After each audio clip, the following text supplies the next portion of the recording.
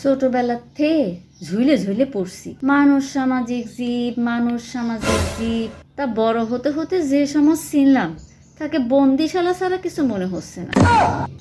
কেন করছি? ধরেন আপনি স্বাধীন মতো যাই করেন না কেন, কিছু না কিছু মন্তব্য করবেই অথবা ফতোয়া দেবেই।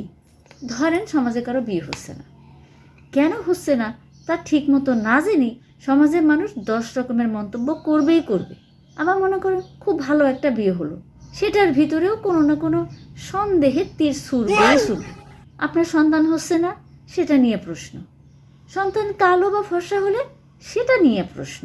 আপনি হাসি খুশি মিশুক হলে বলবে বাসাল, আবার কম কথা বললে বলবে মডি বা রিজার্ভ।